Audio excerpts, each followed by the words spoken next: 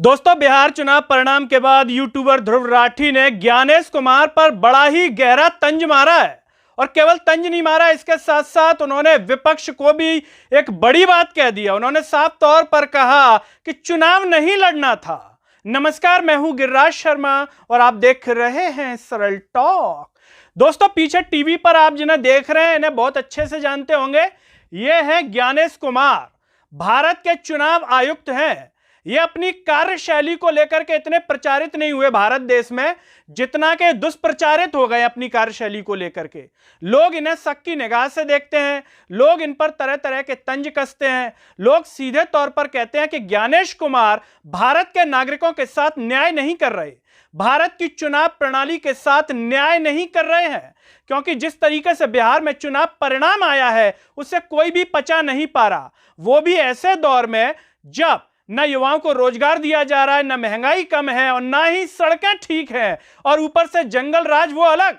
उसके बावजूद अगर एनडीए इतनी सीटें जीत रहा है बिहार में, तो लोग इसे शक की निगाह से देख रहे हैं कि आखिर लोग किस आधार पर इतना वोट कर सकते हैं। मान लीजिए कि महिलाओं के खाते में 10,000 रुपए गए भी हैं, तो भी इतनी सीटों का अंदाजा कोई नहीं लगा रहा था। यहां तक कि भारत में टीवी चैनल के एग्जिट पोल भी नहीं, यहां तक कि एनडीए को भी इतना अंदाजा नहीं होगा कि वो इतनी सीटें जीत जाएंगे। जब बिहार का चुनाव परिणाम आ गया तो इसे लेकर के यूट्यूबर ध्रुव राठी ने 3 ट्वीट किए हैं। वो हम आपको बता देते हैं दोस्तों कि वो क्या कहना चाह रहे हैं और उन्होंने क्या कहा है।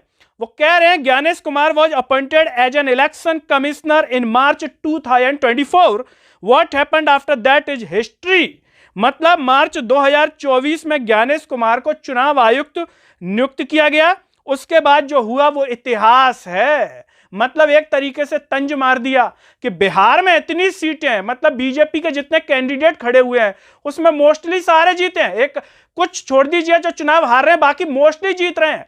तो वो कह रहे हैं कि इतिहास रच दिया, इनको चुनाव जो है नियुक्त करवाने के बाद इतिहास रच दिया है। और क्या कह रहे हैं वो, ध्रुव राठी ने एक और ट्वीट किया है दोस्तों, जिसमें कह रहे हैं, what's the joy in winning when half the population non it's a fraud question mark. जब आधी आबादी जानती है कि धोखाधड़ी है तो जीतने में क्या खुशी है। मतलब ध्रुव राठी का कहना यह है कि आधी आबादी भारत की ये मानती है कि फ्रॉड हो रहा है चुनाव प्रणाली में, चुनाव ईमानदारी से नहीं हो रहा है। जिस तरीके से सोशल मीडिया पर ईवीएम के जो है वीडियोस आते हैं, जिस तरीके से चुनाव आयुक्त का व्यवहार दिखता है एक तरीके से भेदभावपूर्ण, तो उसे लेकर के ये साफ तौर पर कहा जा सकता है, या लोग भी कहते हैं कि जो चुनाव आयुक्त हैं ज्ञानेश कुमार, ये सेटिंग के थ्रू काम करते हैं। इनकी सेटिंग है बीजेपी से। सीधे तौर पर लोग कहते हैं, आप कहीं भी बैठ जाइए, चाय की दुकान, नुक्कड़ पर, लोग कहते हैं कि साहब चुनाव में तो फ्रॉड हुआ है, ज्ञानेश कुमार ने जितवाया है, चुनाव आयुक्त ने जितवाया है, चुनाव आयोग ने जितवाया है। लोग सीधे तौर पर कहते हैं, इसमें कोई भी संकोच नहीं करते हैं। तीसरा ट्वीट उन्होंने किया है, उसमें वो कह रहे हैं कि सच कहूं तो मुझे लगता है कि विपक्षी दलों को इस चुनाव का बहिष्कार कर देना चाहिए था। उन्हें पहले से ही पता था कि एसआईआर और वोट चोरी के बाद क्या हो रहा है। महात्मा गांधी से सीखिए। मतलब ध्रुव राठी का कहना सीधे तौर पर यह है कि जब आप लोगों को पता ही है कि इस तरीके से भारत का चुनाव आयुक्त फ्रॉडबाजी करवा रहा है, चुनाव प्रणाली में ईमानदारी से चुनाव नहीं हो रहा है, आप लोग भी इस बात को मान रहे हैं, तो चुनाव लड़ने का मतलब क्या है। बिहार चुनाव परिणाम यही कह रहा है, महाराष्ट्र का भी यही कह रहा है और हरियाणा में भी यही हुआ, तो आप चुनाव लड़के कर भी क्या लेंगे। दोस्तों, ध्रुव राठी की इस बात पर आपका क्या कहना है। आप क्या कहना चाहेंगे, विपक्षी दलों को क्या सलाह देना चाहेंगे इस चुनाव परिणाम के बाद। और साथ ही साथ जो ज्ञानेश कुमार को लेकर के उन्होंने कहा है, तो आप ज्ञानेश कुमार को लेकर के क्या कहना चाहेंगे, कमेंट बॉक्स में अपनी राय जरूर दीजिए। इस वीडियो को हर जगह शेयर कीजिए, चैनल को सब्सक्राइब कीजिए।